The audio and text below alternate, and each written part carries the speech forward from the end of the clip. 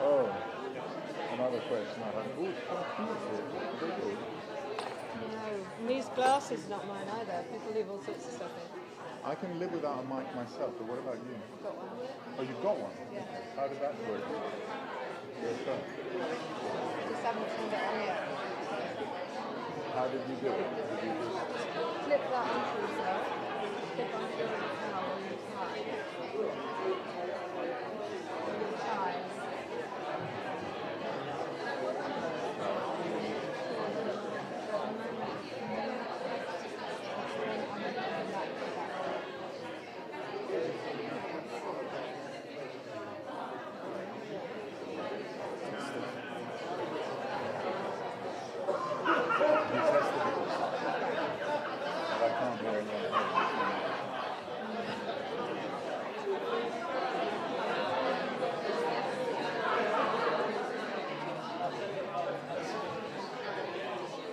Okay.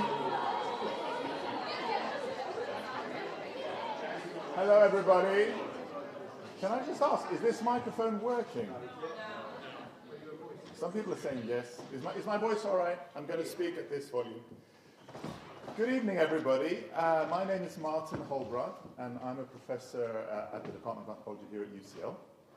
And it's my great pleasure and privilege to welcome you all to the Gustav Tuck Lecture Theatre for this very special occasion, the inaugural lecture of Professor Joanna Cook, Jo, of our department, UCL Anthropology. An inaugural lecture is a wonderful institutional tradition, one of which we somewhat lost sight in the aftermath of the pandemic, but are now resuming joyfully with Jo's inaugural. So this is a kind of inaugural, if you like. An inaugural lecture is a chance for a newly promoted professor to set out their intellectual stall, to reflect on the trajectory that brought them here, and to share their vision or ideas about the future of their field with colleagues and students, sure, but also with friends and family. So on behalf of our department and with genuine excitement for this occasion, I extend a warm welcome to everyone, to you all. Now, it's habitual on such occasions for the audience to have to tolerate a degree of duplication between the inaugural lecture itself and the introduction someone like myself provides for it. So the introducer briefly lays out the highlights of the career of the speaker, who then goes on to do something similar in their lecture. Knowing Jo, I'm confident that the lecture we're about to hear will be rather more than a potted history of her many and remarkable achievements.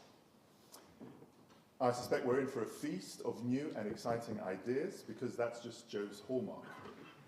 But just to be on the safe side, and keeping with Jo's relentless interest in the life of the mind, I thought I too had better avoid presenting you with a narration of Jo's CV. Instead, I want to single out 4 ideas that stem from the body of the work that got her to this improvised podium. It's actually a computer that I decided can also be a podium. First, the life of the mind, particularly as it's experienced in Buddhist monastic practices of meditation, is not an inaccessible black box. Ordained as a nun herself during her PhD fieldwork in Thailand in the early 2000s, mid-2000s, Jo did not only experience the transformative powers of meditation as part of her own self-disciplined practice, but seeing this as above all an ethical practice, Cambridge resonates, she was able to track the constitutive power of meditation as a force that modifies social relationships. In this way, a spiritual and increasingly psychologized experience becomes a deeply anthropological concern. To find out how, read Jo's Meditation in Modern Buddhism, which came out in 2010 when Jo was still at Cambridge following her PhD there, and a couple of years before she joined us here at UCL in 2012. So that was the first idea. Second idea. Care, which has been talked about so much in anthropology, philosophy, and feminism in recent years, is neither an unmitigated moral good, nor just a suspect structure of exploitation. What gives relationships of care their social salience and richness is their inherently unsettled and unsettling quality. Being uneasy is the trademark of caring relationships. So analyses of care and the moral and ethical projects we may seek to build on them have to start from there. Third idea. Anthropologists love talking about relationships, never more perhaps than they do these days. Everything in our discipline at present is in one way or other meant to be relational. And the warm feeling relationships give is that of connection, attachment, engagement. But what about the productiveness or the productivity of detachment? Might we conceive of the ways in which people strive not to be attached, in particular, think of the Buddhist nuns, of course, in particular ways, as something more than just the absence of engagement? Might detachment, in its own way, not be socially, even ontologically, generative? Fourth idea. This has to do with mental health and its history, as this is refracted through the trajectory of mindfulness in the UK in recent decades, which is the topic of Joe's 2023 monograph with Princeton University Press, Making a Mindful Nation. Mindfulness is treated either as a mental health panacea with fantastic potential to improve people and society, or as a commodified form of neoliberal governance, turning social malaises into individual problems to be solved. But what if we treated it rather as a peculiarly self-referential relational form? What if what has given mindfulness such traction in British society today is the way it recasts people's relationships with themselves and makes mental health a function of those relationships? There's so much more to Jo's work than these four propositions, and I think it's worth saying also how unusually able she is at exploring the purchase of her thinking well beyond the disciplinary confines of anthropology. So Buddhist studies, cognitive psychology, critical policy studies, sociology, queer studies, education, these are all fields with which she engages and in which her work has been taken up. I suspect that the ecumenical spirit, a desire to appeal to something more than just the scholastics demands of a particular academic discipline at a particular moment in time, is part of the motivation of Jo's new work on joy, the topic of her brand new research project funded for 5 years by the European Research Council. But this we'll find out in the lecture that we're about to listen to, and whose title is so absurdly perfect for an inaugural lecture, namely, Bringing Something New into Being, Joy and Natality in Anthropology. Please join me in giving the warmest possible welcome to UCL's Professor of Anthropology, Joanna.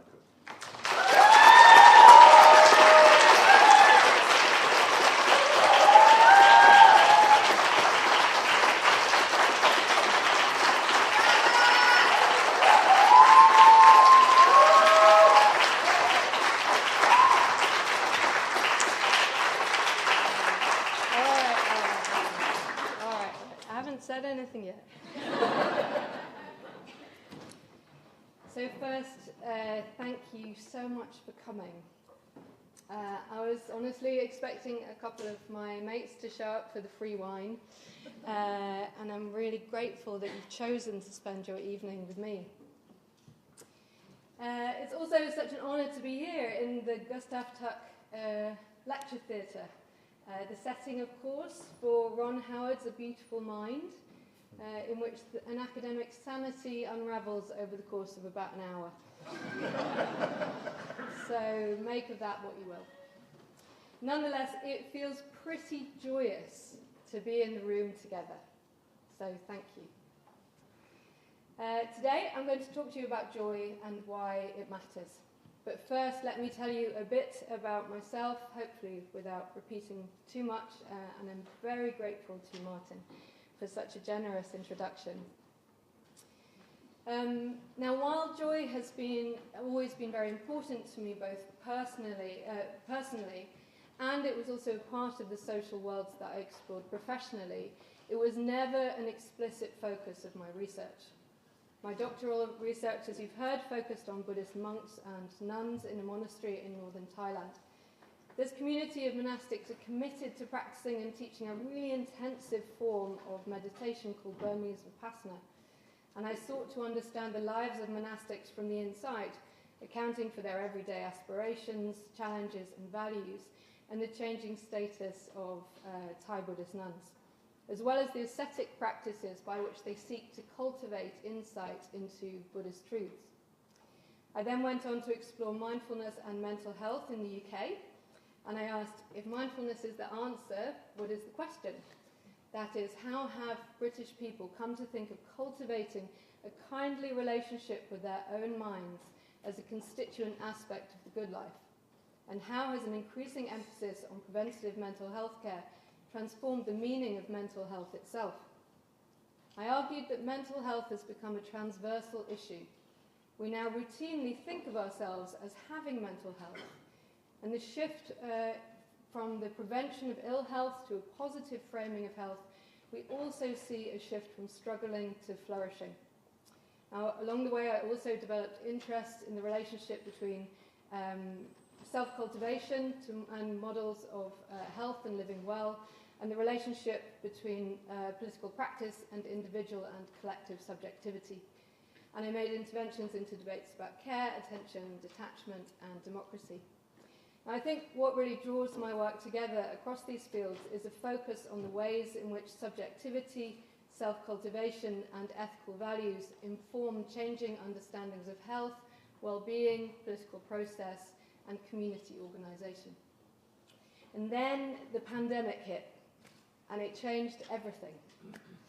The joyous quality of shared experience that I had taken for granted as fundamental to my life was stripped away momentarily, and I was able to see it in sharp relief for its absence, or problematize it, as anthropologists say. Now, I joke that I'm not over the pandemic, but it's sort of true.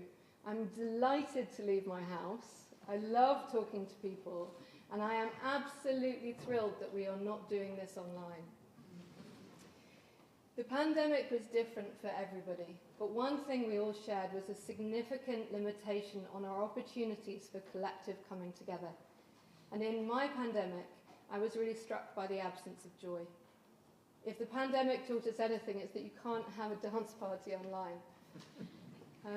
And this absence really prompted me to reflect on how important joy is in our lives, and also how little social scientific research there is about it. It occurred to me that for all the emphasis on flourishing and living well in my work on mindfulness, flourishing implies so much more than the prevention of illness. It suggests to me broader ethical questions about an alignment between our sense of values and purpose, about our engagement with other people and our involvement with the world. And so I started to approach joy in a super geeky way. I started to create conversations about it where they didn't exist. I read everything I could, and I talked to everybody about why joy matters. Now, for my inaugural, Martin suggested to me that I might develop an agenda and a proposition. So my agenda is joy. Inspired by the social isolation of the pandemic and spurred on by my conviction that being in the room together makes a difference, I will argue that joy is not merely a pleasant emotion, but a vital analytical lens for understanding how people navigate the world. Without being Pollyannaish, attending to those moments of joyous self-transcendence that reaffirm the world and one's place within it provides insight into the emotional and ethical complexity of people's efforts to live well. I will suggest that joy functions as a form of social repair that sustains communities and generates possibilities for alternative futures, even in, and perhaps especially in, the most challenging circumstances. That is, following Hannah Arendt, joy is not just conservative, maintaining relationships, but is also generative, creating possibilities for transformation. Shared moments of joy transcend our small me worries and offer the possibility of bringing something new into being. Now, without denying that life is woven through with pain and imperfection, focusing on joy allows us to examine the emotional complexity of life, making space for multiple and often contradictory responses to the world. I propose then that thinking about joy isn't a luxury for the few, it's a vital lifeline for people around the world, and we need to take it seriously. But why might this matter? And my intention is not to persuade you that joy is a good thing.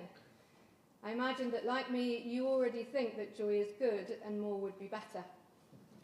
Instead, my proposition: in challenging times, we need an anthropology that can hold suffering and joy together without collapsing one into the other. Focusing on joy as a key component of contemporary life has far-reaching implications. It offers alternatives to the narratives that academics perpetuate, shifting the ways in which people are represented.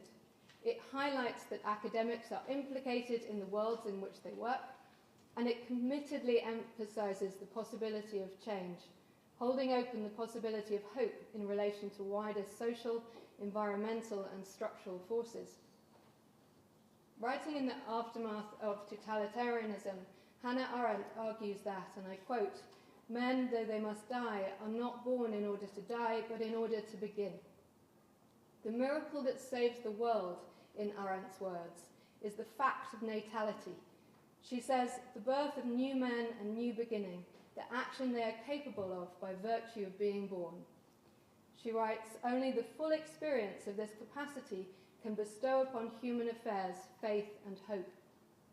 The human condition, according to Arendt, is that we are fragile, plural creatures. We are never fully authors of our own worlds, and we never fully know the effects of what we do.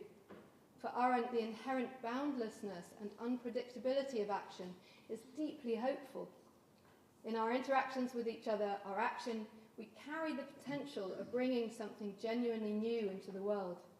And these small moments of natality are marked with radical uncertainty, but even in the darkest conditions, people have the capacity to create the new, and in so doing, they create themselves. As she writes, the fact that man is capable of action means that the unexpected can be expected from him, that he is able to perform what is infinitely improbable. Arendt prefaces her discussion of action with two quotes. One from Dante, "Since in action the being of the doer is somehow intensified, delight necessarily follows." And one from Isaac Dinesen, "All sorrows can be born if you put them into a story or tell stories about them." Dante and Dinesen are fitting companions for our discussion. Dante was transformed by his journey into joy, guided by Beatrice, and Dinesen was a master of stories of rebirth, redemption, and the unexpectedness of human behaviour. Taken together, Dante and Dinesen point to two dimensions of Arendt's thinking on natality that I want to draw out in my consideration of joy in and for anthropology. The first, as Dante illustrates, is that delight in action is an important dimension of human life. The second, as I will argue, is that it matters both for others and for ourselves what stories we use to tell stories. Now, in my focus on joy, I take inspiration from the ethical turn in anthropology, a foundational claim of which is that people are evaluative, that they hold themselves to understandings about what is right and wrong, and that they reflect and they deliberate on these things. Ethnography, informed by the ethical turn, explores how people grapple with the questions of how they ought to live, how they reflect on themselves and their actions, how they cultivate virtue, and how they navigate a world that they cannot control, in which best goods are not always clear. Arguably, the anthropology of ethics has drawn on the relationship between feeling and ethics since its inception.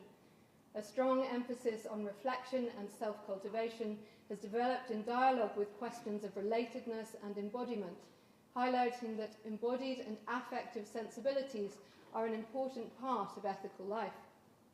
Yet for all that anthropologists have developed exceptional insights into the good life, moral deliberation, and ethical aspiration, no work in this area of anthropology explicitly focuses on those moments of joyous self-transcendence and human connection which affirm and inform people's understanding of belonging in the world.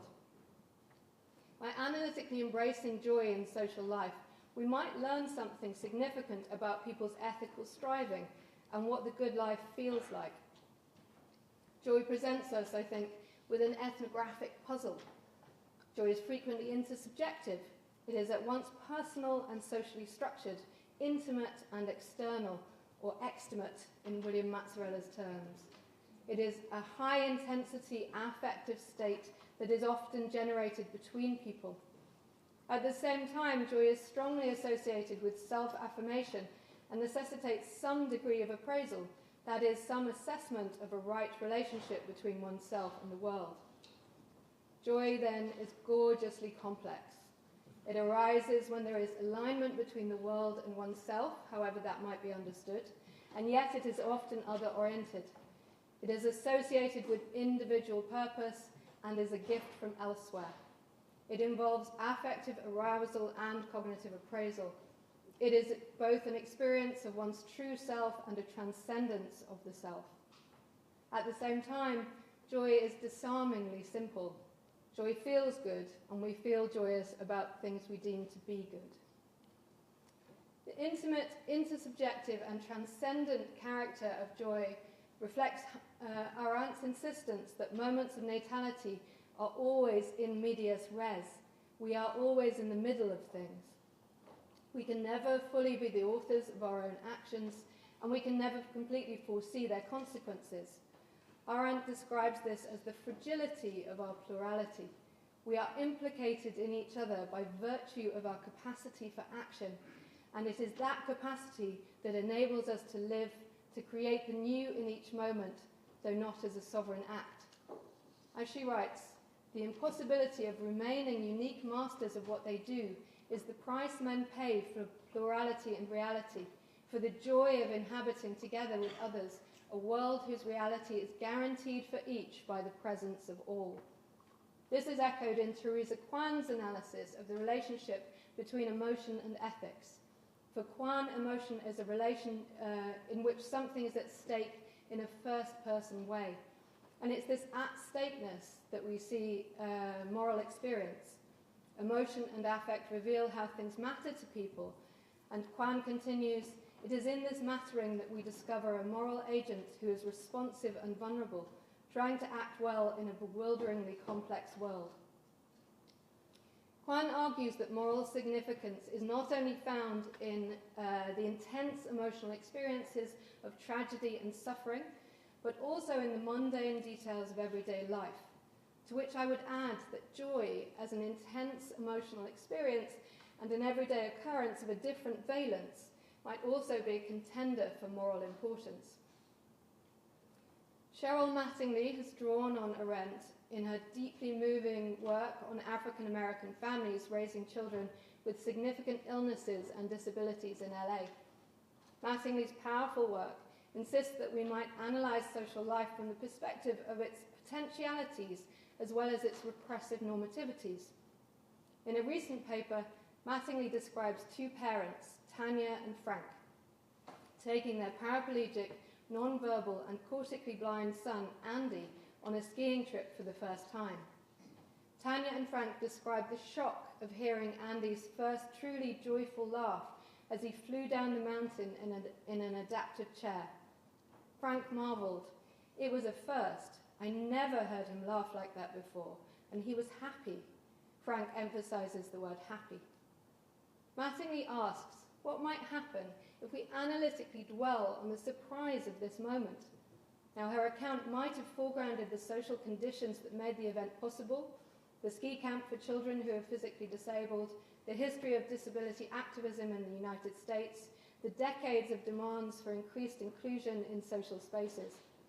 But the significance of the ski trip was not only the historical and political conditions that made it possible. For Mattingly, analytically foregrounding this moment of joy, hearing a 9-year-old boy laugh for the first time, draws our attention to the event of surprise for Tanya and Frank, the discovery of a new son, of new possibilities. As she writes, what is foregrounded for the parents is, and I quote, that laugh, a moment of glee that they thought was impossible for their son, a boy so chronically unhappy in his body.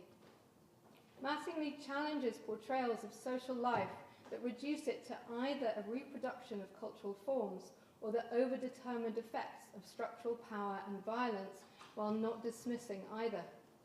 She highlights small-scale acts as sites of ethical creativity and experimental natality, and in emphasizing structural critique, while insisting that experience exceeds generalizing categories.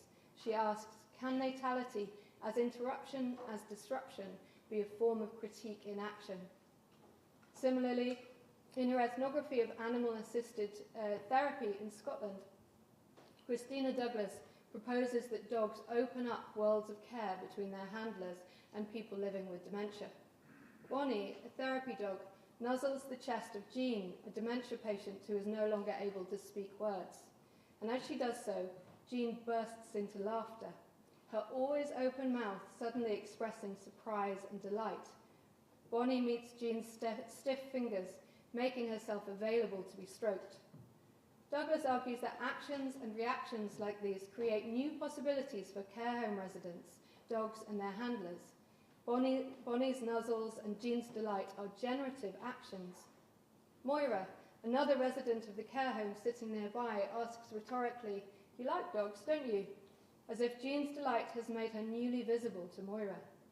As Arendt writes, reaction, apart from being a response, is always a new action that strikes out on its own and affects others. Bonnie's nuzzles, Jean's delight, Moira's surprise.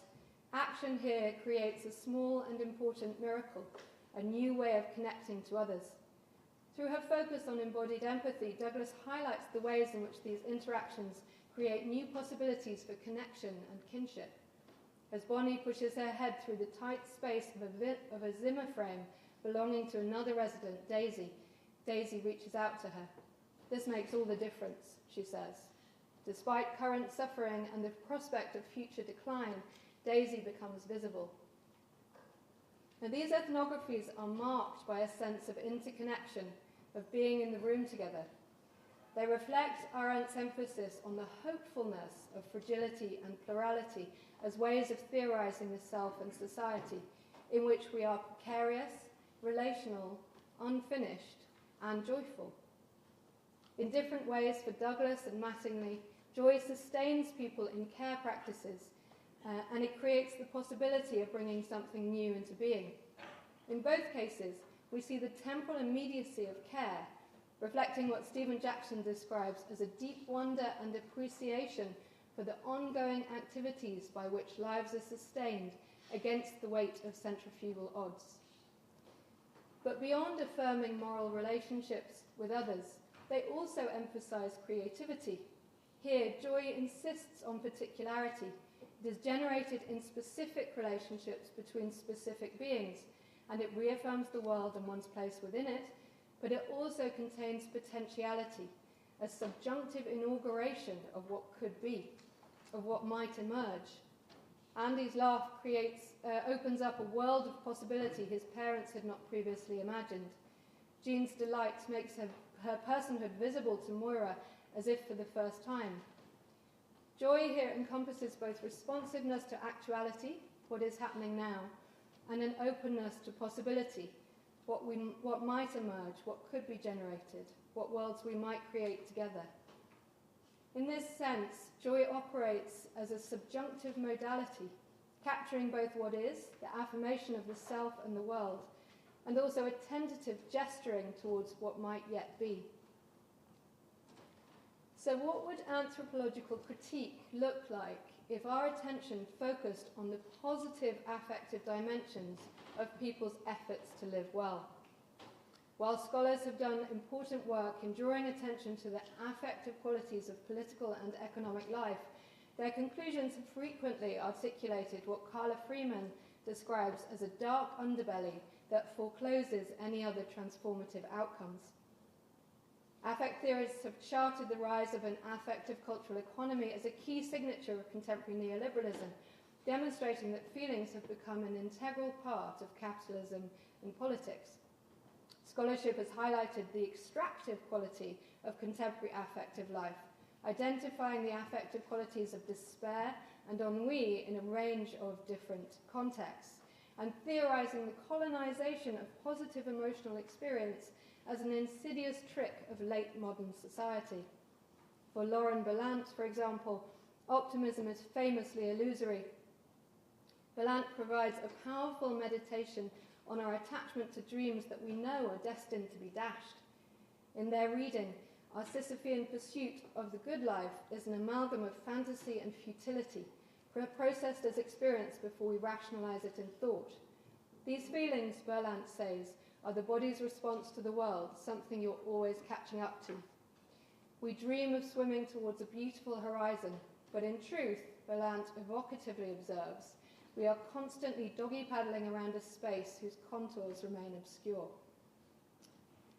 Now, in a series of overviews, anthropologists have commented on this trend towards miserablism, referring to such approaches and the scholarship that they produce as, in Sherry Ortner's words, dark anthropology. In his seminal paper on the anthropology of the good, for example, Joel Robbins argues that from the early 1990s onwards, the focus of anthropological attention has primarily been on the suffering subject, the subject living in pain, in poverty, or under conditions of violence or oppression. As Toby Kelly asks, surely there is more to the discipline than the analysis of quite how bad life can be. In her 2003 essay, Paranoid Reading and Reparative Reading, or You're So Paranoid You Probably Think This Essay Is About You, Eve Sedgwick proposes that critique itself has a strong and negative affective power. Like the social media algorithms that we hear are undermining democracy and radicalizing young men, negative critique crowds out other positive theories as a hermeneutics of suspicion ossifies into a generalized paranoia in critical thinking. Or as Sedgwick has it, if paranoid criticism proliferates unchecked, it becomes irresistible, and you can never be paranoid enough. If in the final analysis, even joy turns out to be a mask for control, then where is the counterbalance to dispossession? As Carla Freeman asks of feminist theory, might we imagine possibilities that are not reducible to false consciousness or a seemingly closed system of neoliberal cruelty? Is it possible to account for positive affective experiences as more than a projection of sustaining but unworkable fantasy? Does scholarship have nothing to say about the warm and fuzzies? Those wonderful feelings of community, of being in connection with other bodies, of the possibilities of affective intimacy, of joy. Now, it's worth saying that joy seems all wrong as an anthropological topic, and not just because we're a miserable lot on the whole. There is, I think, something slightly embarrassing about joy. Joyousness can often sound sarcastic or like an excess of insincere or untidy emotion, especially to steady Anglican sensibilities. It is also the case that misery has the best stories. All happy families are alike, as Tolstoy had it. And we're often suspicious of joy as a bourgeois preoccupation. What right do we have to speak of joy in such apocalyptic times?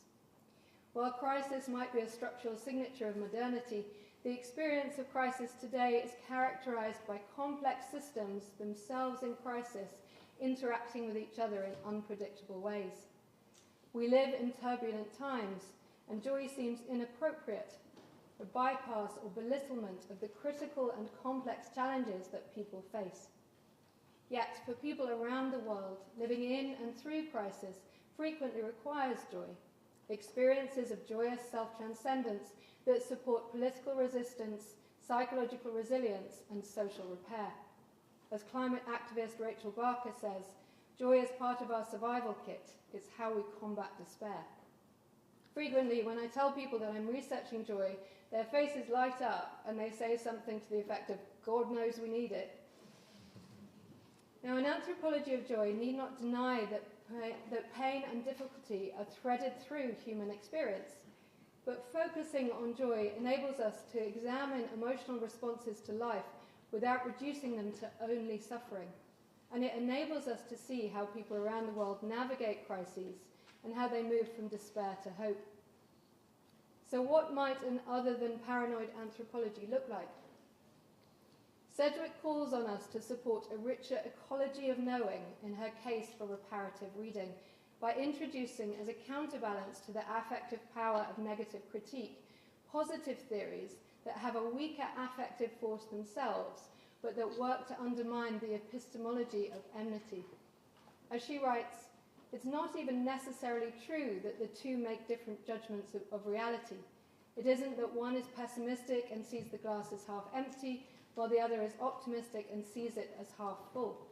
In a world full of loss, pain, and oppression, both epistemologies are likely to be based on deep pessimism, but what each looks for, which is to say again, the motive each has for looking, is bound to differ widely. The reparative opportunity of research on joy is not optimistic as opposed to pessimistic, but it is premised on a different epistemological motive. Attending to joy doesn't erase suffering, rather it insists on the fullness of life and moves us from foreclosure to possibility. Humans have a profound capacity to remain present to both pain and possibility, to stay with the trouble while still finding grounds for joy, collective action, and care. If our analysis moves too quickly past the joyous moments to questions of structure and strategy, we risk missing the power that interpersonal affective experience has in shaping our worlds. And we risk missing the generative potential of shared joyous experience. By beginning our analysis from the encounter rather than structure, we might explore how emotions pull our attention, how affective experience triggers something unexpected, and how the joyous tenor of the moment itself creates conditions of possibility. For example, Eve Tuck calls on the depathologization of research with indigenous communities and asks what the effects of research might be for the people with whom we work if research has made an epistemological shift from damage to desire and focused on hope, visions, and the wisdom of lived lives and communities. Tuck does not propose desire as the antonym to damage. As she writes, desire is the song about walking through the storm, a song that recognizes rather than denies that pain doubtless lies ahead. But, she maintains, even when communities are broken and conquered, they are so much more than that. Comparatively, in her work on the growing cultural pull towards romantic love and intimacy in Barbados, Carla Freeman recognizes a relationship between the goals of the flexible global marketplace and the crafting of new emotion-laden subjectivities. But she rejects the idea that hope, desire, affection, and joy are only chimerical.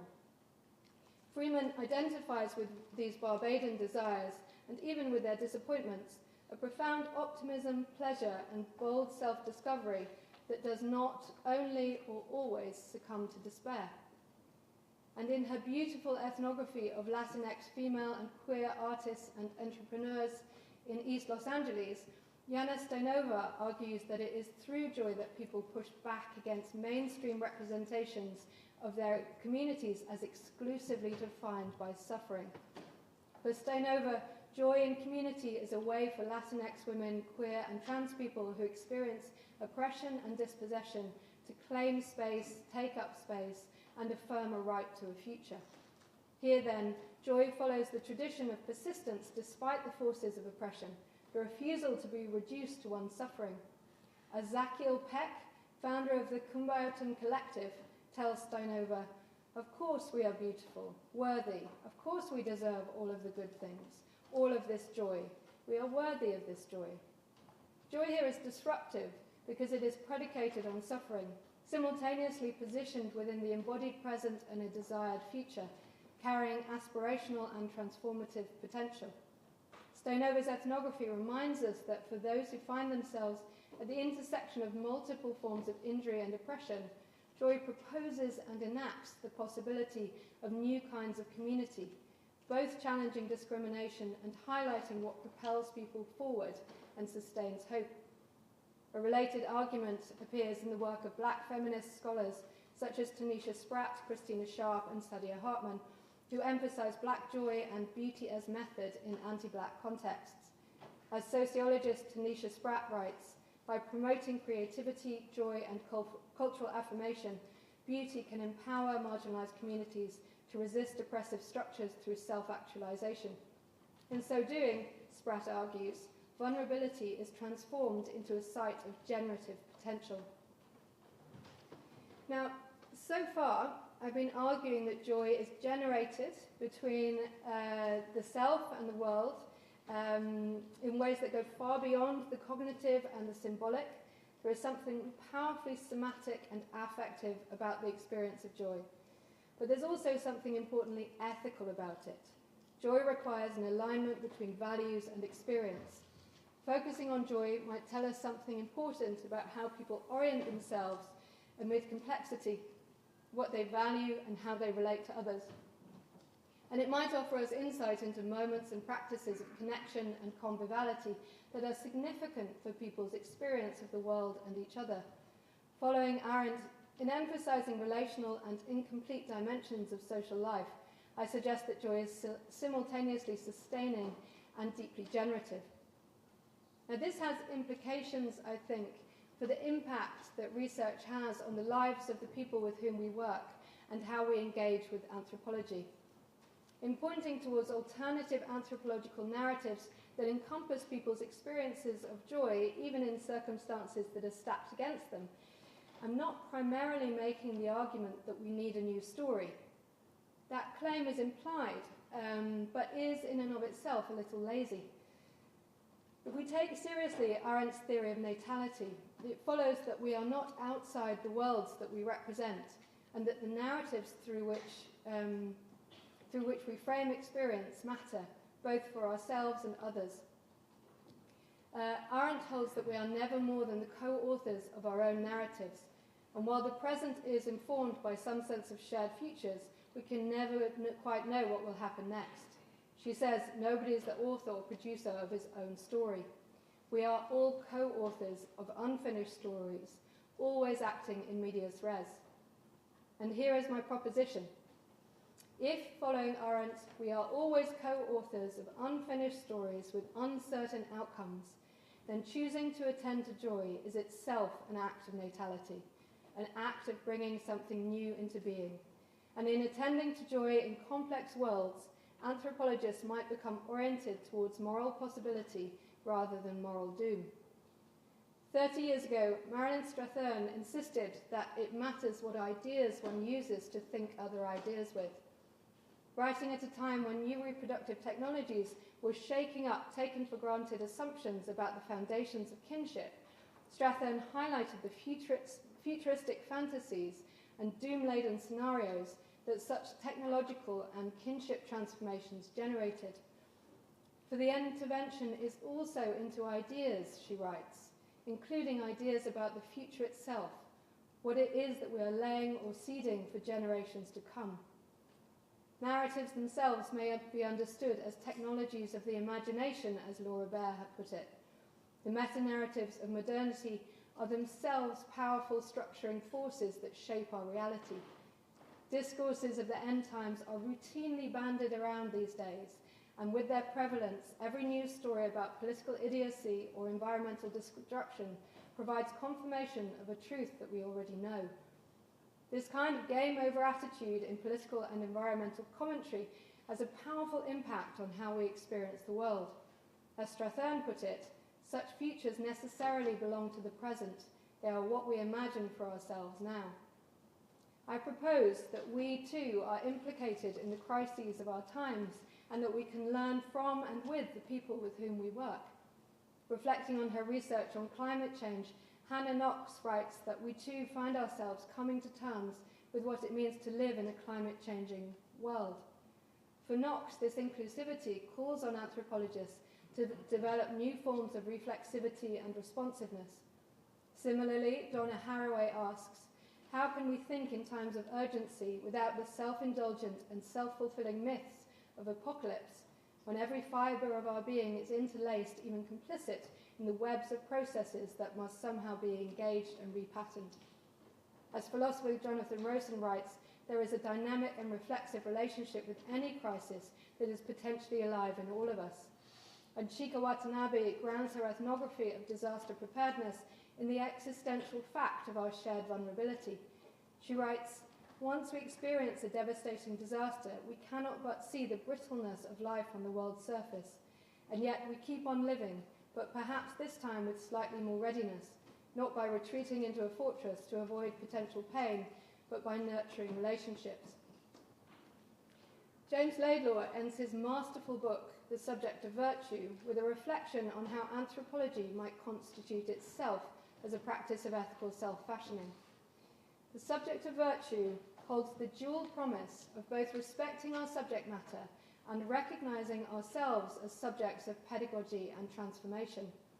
Through the practice of anthropology, we learn about other people and places in ways that enable us to learn from them, and in so doing, we reflect upon and enlarge our own understanding and judgment.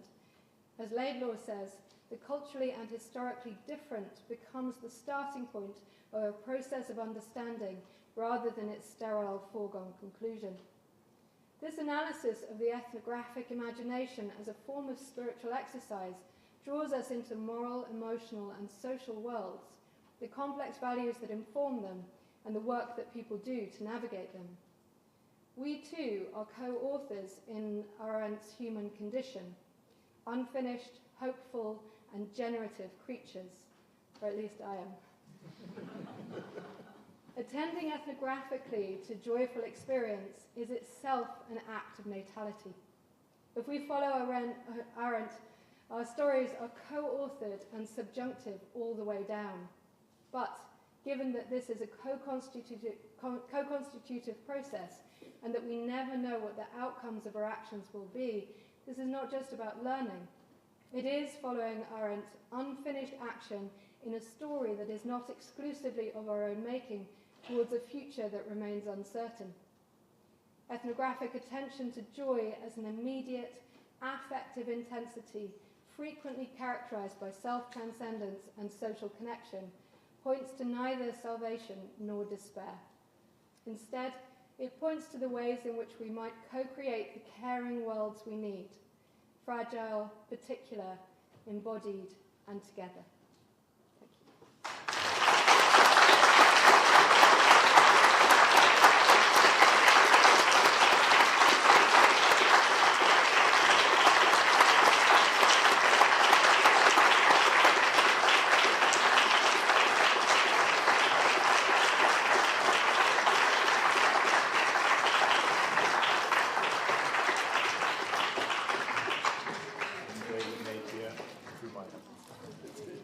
I have to, after this marvellous performance, I just have to tell you that there's going to be drinks in the South Cloisters as a reception. And then, very much in Joe Cook style,